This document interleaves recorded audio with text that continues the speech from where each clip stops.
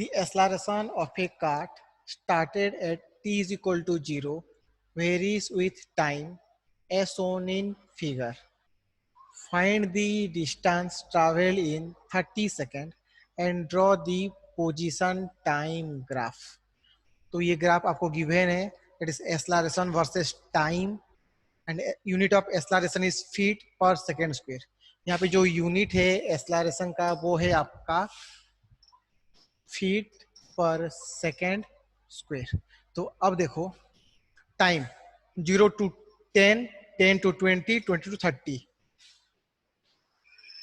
मान लो ये आपका initial position, that is A time 0 second. After 10 seconds, suppose this is the position of body, 10 seconds. After 20 seconds, suppose this one is the position of body, and after 30 seconds, this is the position of body. So from 0 second to 110 second. So initially क्या है आपका ये cart started means बोल सकते हो कि initial velocity होगा 0 और 0 to 10 सेकेंड आपका एक्सेलरेशन है कांस्टेंट. तो एक्सेलरेशन है 5 feet per second square, that is your constant. So suppose this distance is s1, this is s2, this is s3.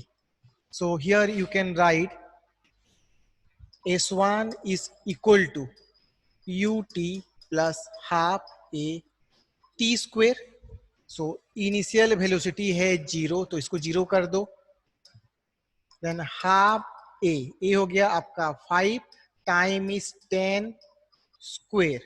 तो इसको अगर आप सॉल्व करोगे तो 100 ये होगा 50, 50 into 5, 250 feet.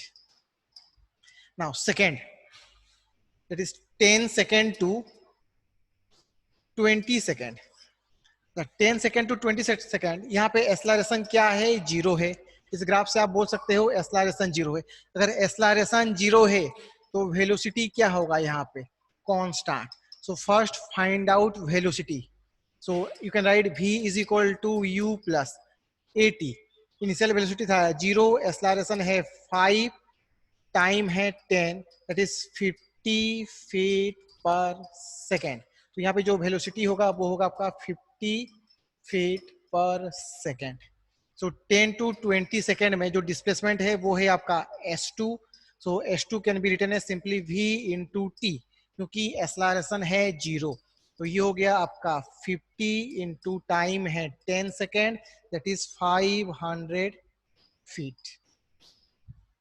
Now third one, that is 20 second to 30 second. तो यहाँ पे देखो, यहाँ पे जो आपका एक्सेलरेशन है वो क्या है आपका -5. तो यहाँ पे एक्सेलरेशन है आपका -5 फीट पर सेकेंड स्क्वायर और वेलोसिटी होगा same v. So here you can write s3 is equal to vt plus half a t square. So v initial velocity है आपका 50 फीट पर सेकेंड, टाइम है 10 minus half, क्योंकि यहाँ पे acceleration है -5 into t square. Then 500 minus 250, तो this one is 250 metre. तो ये हो गया आपका 250 मीटर. तो टोटल डिस्टेंस क्या होगा यहाँ पे. So total distance is s1 plus s2 plus s3, that is 250 plus 500 plus 250, total 1000 feet. इसको चेंज करो, ये आपका मीटर नहीं है, ये आपका फीट है. 250 फीट. तो टोटल डिस्टेंस हो गया आपका 1000 feet. This one is your answer, total distance 1000 feet. तो अब देखो सेकेंड क्वेश्चन है draw position time graph. Position time graph ये हो गया, मान लो आपका पोजीशन x, ये हो गया आपका टाइम t. पहले ले लो आपका 10 second, 20 second, 30 second. 10, 20 and 30 second. तो इनिशियल में आपका जो एस्लारेशन है पॉजिटिव। अगर एस्लारेशन पॉजिटिव है, एस्लारेशन होता क्या है, d square x by D T square. अगर एस्लारेशन पॉजिटिव है तो this one is greater than zero. अगर ये ग्रेटर देन जीरो है तो आपका होता है मिनिमा, आपका होता है मिनिमा। और मिनिमा कैसे होता है, इस तरीके से। तो अगर इस तरीके से हो रहा है तो यहाँ पे देखो पोजीशन आपका इंक्रीज हो रहा है। अगर पोजीशन इंक्रीज हो रहा है तो आपका ये कर्व होगा, ये कर्व। तो जो फर्स्ट कर्व होगा वो इस तरीके से होगा, क्योंकि आपका पोजीशन इंक्रीज हो रहा है और उसके साथ में ये कर्व होना चाहिए मिनिमा का कर्व। तो कुछ इस तरीके से कर्व होगा। सेकेंड, सेकेंड में आपका एस्लारेशन जीरो है। अगर एस्लारेशन जीरो है तो वेलोसिटी कांस्टेंट है, और अगर वेलोसिटी कांस्टेंट है तो पोजीशन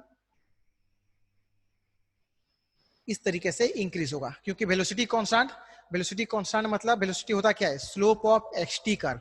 अगर स्लोप कांस्टेंट है तो ये लाइन भी कांस्टेंट होगा, slope of this line is constant. Now third one is your negative acceleration. अगर आपका एस्लारेशन नेगेटिव है, that is a less than zero, means D square x by D T square also zero. तो अगर ये zero है तो आपका जो कर्व होता है वो होता है मैक्सिमा का। तो आपको मिलेगा कुछ इस तरीके का curve. And this one is your xt curve for your acceleration time curve.